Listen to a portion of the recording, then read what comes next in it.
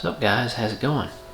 So it's early August right now and most of us are really starting to think about deer season, but this past weekend there were several different events going on that were all related to turkey hunting. While I love deer hunting, I really love turkey hunting, and I'm happy to talk about turkey hunting pretty much any time of the year. So I was pretty excited when I found out there was going to be this turkey hunting and trapping seminar coming up over the weekend, and they really put a lot of effort into it, and it turned out to be a really great show. The guys that put it together, one of them is a pretty well-known turkey hunter, and the other one has a deer scent business. It's called Native Scents. Both of these guys put together this presentation that's going over a little bit of tactics with turkey hunting and different types of equipment, different things to look for, trying to kind of simplify turkey hunting a little bit and make it just a little bit less complicated. And then they kind of get into a lot of details about trapping.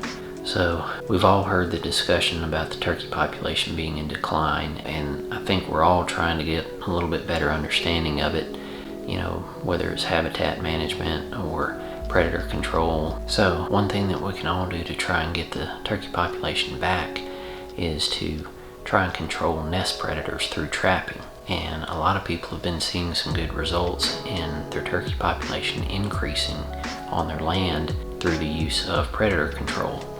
So a lot of what Jared and Todd and some of the other guys are trying to explain is the benefits of trapping and different ways to trap, different types of traps, all different kinds of lures. And there's even a little segment about hog trapping and another type of trap that is actually a remote trap, showing you some new technology there. So it was a lot of information, very informative, and they even had a kids calling competition, a lot of drawings, a lot of giveaways. Michael Perry was there, so he brought all of his big bucks to display, and it was just a really good time. And I had the opportunity to get to talk to him, and I really feel like I learned a lot. So let's check it out.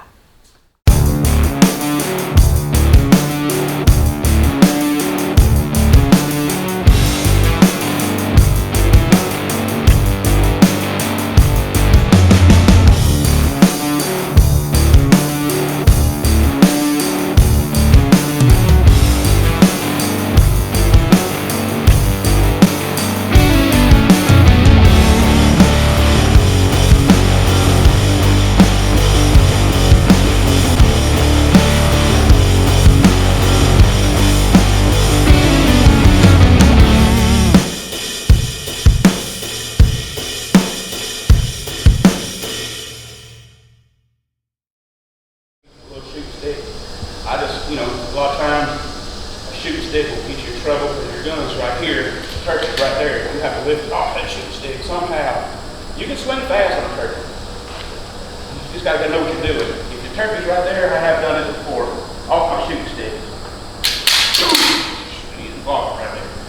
You just have to be quick. They're gonna give you a second. When that eyeball does this, they lift their head, and big old eyeballs. Looks right at you sideways. He's fixing to explode. You gotta know what you're doing before he knows what you're doing. Okay? That's half the battle. Find it, you have to scout all around it and hunt it tomorrow. At least you know where to set up in the morning. Where you can find scrub marks, fresh good, feathers, strashing, okay? You know he's there. You don't have to hear him, but you know he's there. That's half the battle. Silent birds are easy. Once I learned how to kill a silent bird, I swear, my whole idea of turkey hunting is just changed. It's a lot easier. It's not deer hunting. It's not deer hunting. It's just doing what you can to kill him. It's more or less go in there, set up in the morning where you found fresh sign. Set up in your chair and wait till the sun comes up. Do your tree up just like that right there. Hopefully he heard you. If he didn't hear you, do it again about 15, 20 minutes later, a little louder. Okay? Just wait. You will usually hear. That's what I listen for. Flaps of the wings. I love flaps of the wings. I can hear them so far. I hear them further. This is about as far as I can hear a gobbler almost. I can hear that.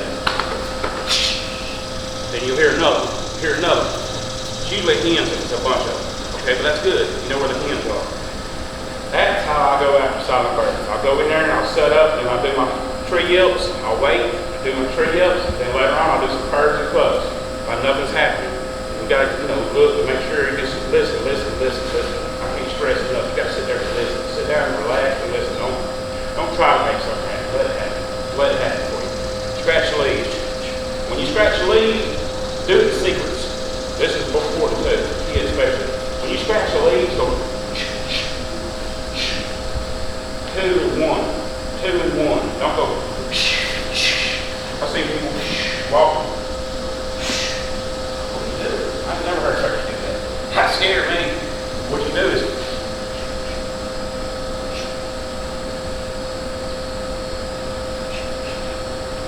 use a stick if you want to. Get a stick or something. I like to use my hands. I just like to use my hands. I do it 2 and 1. But I only do that 2 or 3 times. And then, maybe an hour later, okay? Then start calling a little bit more. Like three good loud, not loud, 3 good medium sounding yelps. It's 3. Like that right there. Listen. A lot of times that bird will gobble. I get a gobble, and that time right there, I get it a lot. There'll be 1 gobble. I'll do that instantly. Right after I hear that gobble. When he does that, 9 times out of 10, he's coming.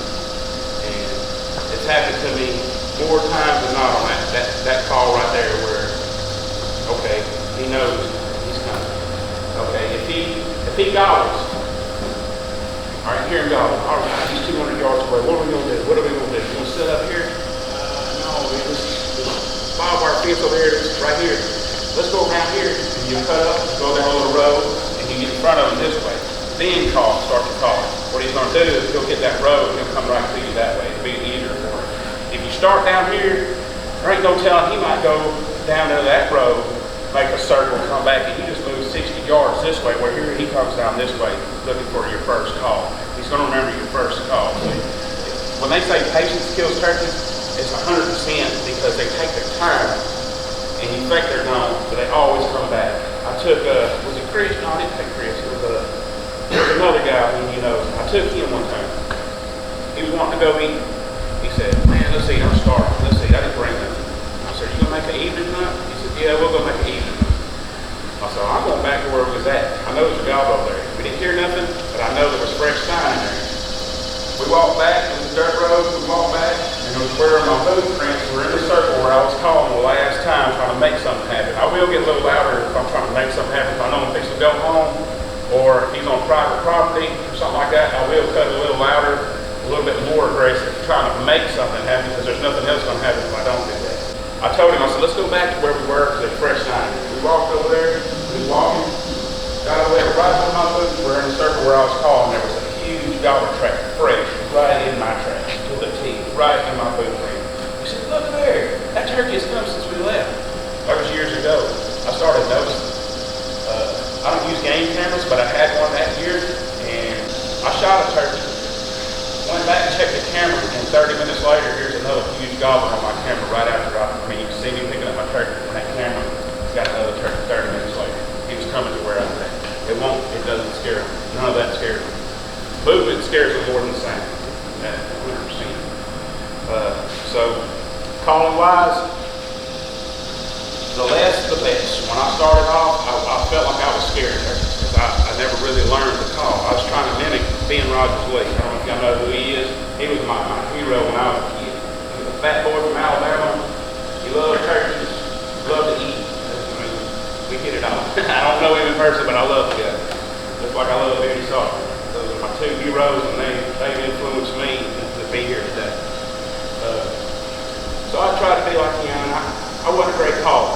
So what I did, I said, I'm just going to start doing what I'm hearing the hens do. And a lot of them hens, 2 or 3 times a year, I might get one just so worked up and so excited, just going crazy. A lot of times you remember Curry, when you're trying to play with her, you'll get a gobbler come in because she'll come in.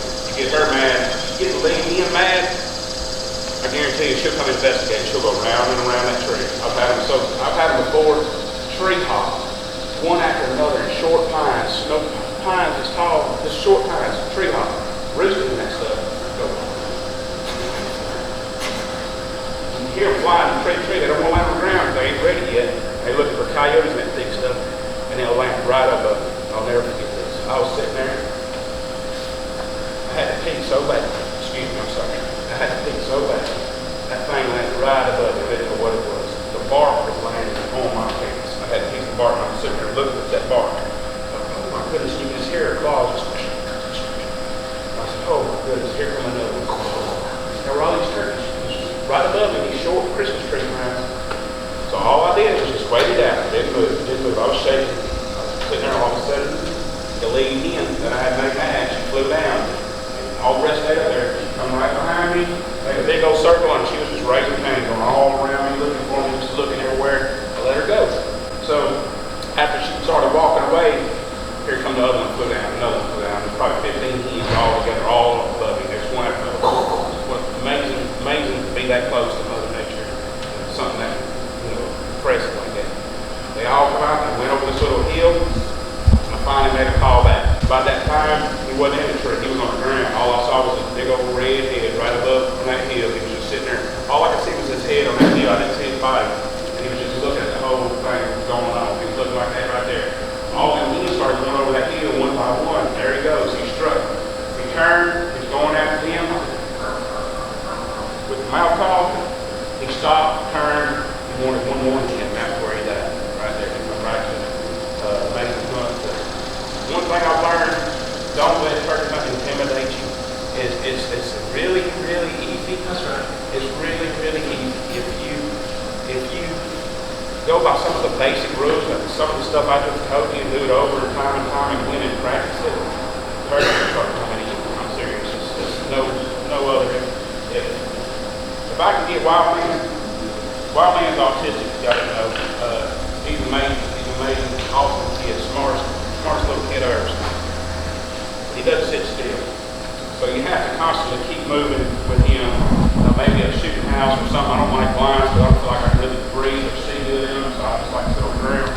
But if you get these right here, these kids, and kind of cover them up and put them in your lap, and just keep your hand on them the whole time, just talk to them and whisper to them. Just sit there. We can get him to kill one, anybody can kill one. It's really easy. It's intimidating, just like trapping. Trapping is intimidating when you first get started. But you got all this stuff, and you're like, what do you do with this? How do you get started?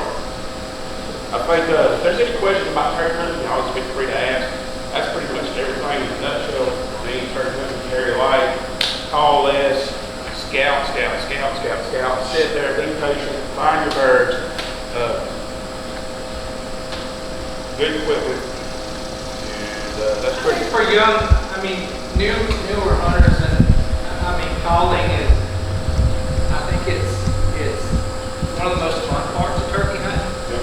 But Jared will tell you, and a lot of guys who have killed a lot of turkeys will tell you that it's more than 90% of turkey hunting is just woodsmanship, knowing how to move through the woods and just quietly and everything. People agonize over making a yelp or a cut or whatever certain perfect way.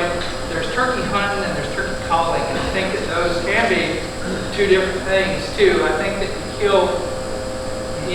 talked a lot about being patient, especially when he's talking about silent birds, is we always assume that there's a bird within 25 yards of us, and I mean all the time. Always. And we hunt until we get to the truck. And a lot of times, and he touched on this a little bit about seeing tracks and your boot prints. A lot of time what I'll do, if I feel like I'm getting skunked and haven't heard anything, haven't seen anything, is I'll go back and backtrack exactly the way that I've gone into the woods. And on the way out of the woods, like he said, there'll be turkeys there, and they may not be calling, but they're there. And now we're covered up in turkeys where we live, so we know that they're there. So you just act like they're always very close to you. You move real slow. Woodsmanship, overcalling all day long. That's all. That's all 100% my success. And I swear, man, anybody without me with this right here is not even all of them. I got some bigger ones on the wall. Wild man he's lost so many, he's lost a whole stringer on vacation. This is woodsmanship, guys. It's not calling. Calling is such a least part of me. I can get on pro staffs calling, but everybody knows it's from what I'm telling y'all what I do. Just like Mike does with his deer. It's the same way being taught. You know, you find your crosses, you find your openings, you find your path of least resistance, you find your edges, you find your food sources, you find like any place they like to be. That's where you're going to kill your turkey. Where he's going to die where he wants to be. You're not going to force him through something he don't want to go. I mean, there's a barbed wire fence right there with a ridge on it. There's a lake on the other side. That turkey, he'll have a trail come through, something like that. But if he doesn't want to, he's walking that back ridge. I would probably go way down here, cut up through there, and get on the side of him where they call it back, and then scratch the leaves. Okay? What he's thinking is that hen's going to him. He's going to bite for that one. Quick, I'm telling you, he'll bite for that one. You can do it the same way here. You go this way, go around, find you other. One thing about a path of least resistance, it's quiet for you, right? I mean, you got to go. You can be very quiet, hitting a trail or a dirt road or flat or something like that. You don't make a lot of noise, but turkeys don't really care about noise too much. So if you're in a lead, just walk like a turkey. That's what I do. I just walk like a turkey. Where a deer is so scared and just take off and explode. A turkey, he'll stay until he sees you. When he sees you, then he's going to go away. So it's all about that. I mean, I've dropped guns before. I've dropped stuff. Jake hit stuff on his turkey. He hit something so loud. I said, oh, man. Well, that's okay. They don't know what it is. Could be wind, could be anything. Could, you know, there's so much stuff that turkey hears in the woods. He's not worried about that. But eyesight, white faces, movement, oh, that's another. But if you do scare one, here's a way I scout too. Now, I do this a lot. I'll walk around cutovers. I love walking around cutovers, especially one with the grass. You know, not the tangled up cutover good for deer. The ones that's got grass, that's not very good for deer. You know, sometimes I like to walk around the edge of those. I'll see something fly up. It might be 300-400 yards away, but I'll see it fly up. Bingo! I know where they're at. They're over there for a reason. Why are they over there? What I do? Ain't nothing else to do. I'm gonna go home and be with the wife and kids. Just kidding. I want to go see what he's doing, what they're doing there. Why are they there? Is that a strut zone? A lot of times it is a strut zone. Them gobblers will get in there and clear there with that tall grass and just nothing but dirt. Usually circles, where I call them dance halls, where turkeys are just sitting there strutting, tracks everywhere. You go sit up on that right there and wait. As long as you can wait, you'll kill a turkey. You ain't gotta overdo nothing and mess it. That's how I started learning how to call. I was scared to mess up when I was young. I'd get out there, I'd call so loud, and I was like, I'm not doing it right. I don't really know how to call, especially with a mouth call. Now with a mouth call, I do just soft yelps, just like that, and I'll do that cut I told y'all right when I hear that gobble. Other than that, a few little purrs and clubs when I'm working him. And if you see one hung up, here's another thing. When he's hung up, the reason I know this for a fact, because I watch them, they be hung up out there, and they do with their hands, and they raise their head. I could get them all to raise their head at me, but they wasn't coming in. So what I did is I just sat there and watched them, let them all do their thing. I sat there. After lunch, the hens started going different directions and stuff like that. That's when I did 3 yelps. Scratch the legs, 3 yelps. I saw him, he raised his head, he just stayed there, he was strutting. Sitting out strutting like a dirt road, about 200 or 300 yards away. Just strutting on that dirt road. I just kept hanging doing it. I'm gonna wait for you. As soon as he broke the strut, he walked 2 steps my way, and he looked at them hens, and he turned and started going towards them hens. That's when I cut again. Like that. I looked, he got it. Just like that, here he come down the dirt road. I could see his beard swinging that far. So I turned and left all them hens to come to me, and that's all I did. Wasn't world championship calling, wasn't great calling. It was just knowing when to call, let him do his thing. Whenever they left him, he got a little nervous. He heard me and decided to come on and try to get a safe bet. And you just got to play with them like that. You got to just kind of give them enough to get them interested and just think about it. You know what I mean? Not overdo it where they're